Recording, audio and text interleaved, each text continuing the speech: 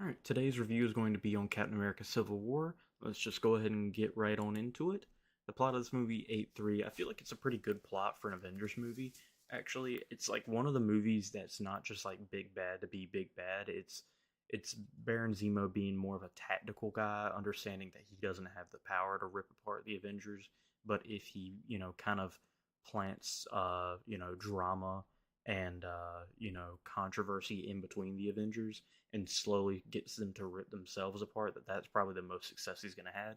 That's a lot more complicated than most of the Avengers plots and most of the Marvel plots are in general, and I like it. Um, it does a good job of putting Captain America and Iron Man on opposite sides and having them push against each other because obviously RDJ and Chris Evans are two of the better actors in the MCU. So really flexing your two better actors against each other, I feel like is just a good idea. It's just outright a good idea. So yeah, not much more I can say about the plot there. Dialogue, give it an 8.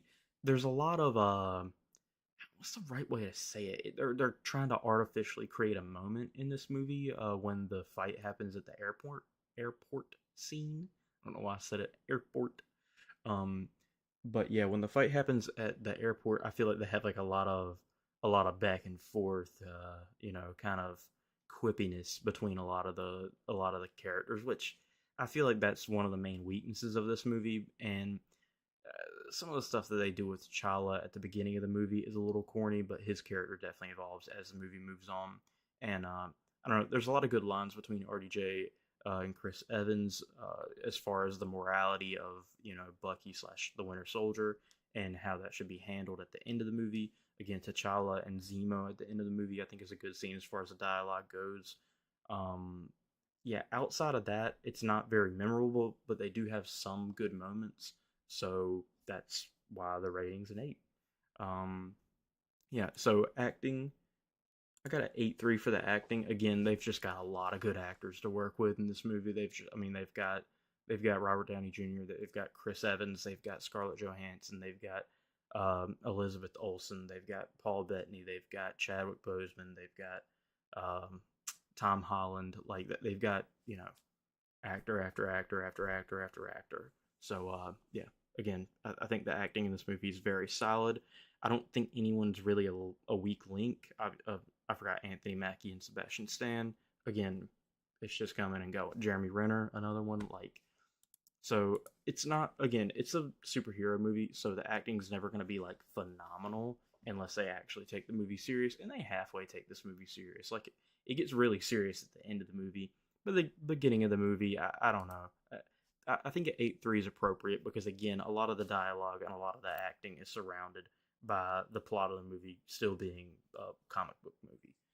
All right, so cinematography. 8. Everything but the airport scene looks pretty good, but the airport scene is so incredibly gray in areas where it should not be gray. Um, so yeah, props to everything but the airport scene, which is the big moment of this movie. Um, and I mean, I get that the area is gray of the airport, but there's like a lot of visual effects that it's like, bro, it's just a gray cloud of smoke, and it's just constant gray cloud smoke. So yeah, I mean, I really like the way that the in fight scene between Iron Man and Captain America looks. I feel like they did a great job with that. I feel like they did a great job with Zemo and T'Challa's conversation, and then I actually feel like they did a pretty good job with the Spider-Man portion of the movie too. So yeah, I think everything but the airport scene basically. Then the soundtrack especially it peaks when Iron Man and Captain America are fighting. It's like this like I don't want to I'm trying to think of the best way to like put this. Like it's a good soundtrack for conflict between two important characters. It makes the fights feel important. It makes the words feel more important. From what I remember, it's like this like sounds like a orchestra just going to town on pretty much every instrument known to man. But yeah. Anyway, really big fan of the soundtrack in this movie, especially in the fight scenes, because it kind of shows the division between the different groups of the Avengers. All right, so comedy 7-9. Um, there's some good comedic moments in this movie with Spider-Man and Iron Man, but outside of that, there's not a lot. I think 7-9 might even be a little generous too. World building 8-5. This again is another stepping stone moment in the MCU where stepping stone, is that right? I think that's right.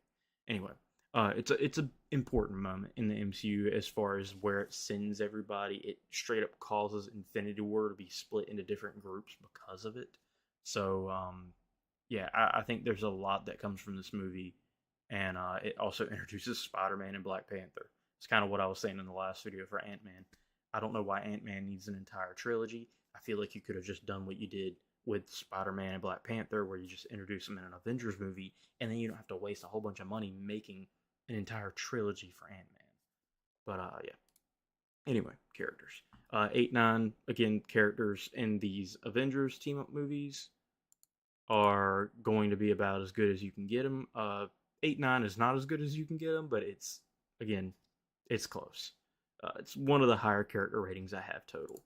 And then action, I have it at 8-9. The airport scene is good action wise. It's not good visually. There's a lot of cool moves and cool strategies that happen at the airport scene, but it's not visually appealing to me. So yeah. Anyway, now we are at the end of the bonus review or bonus ratings, and at the end of the review here. So the total rating for Civil War is an 8-4. This is barely better than Age of Ultron in my mind, which honestly, yeah, I do agree with that. Honestly, it makes me think maybe I have Age of Ultron a little high because I feel like there is a bigger gap between these movies. This movie's a more sound movie. It's got a lot more going on for it, and Age of Ultron is just more of like a fun movie. But yeah, 8-4 for Civil War. I just feel like it's a pretty complete movie. It's not crazy good. It's definitely not bad by any means. It's a more serious plot in the MCU, which I'm always going to appreciate. So yeah, that's the review for Civil War. Let me know what you guys think about the movie. Let me know what you guys think about my review of the movie. And yeah, thank you guys for watching. Peace.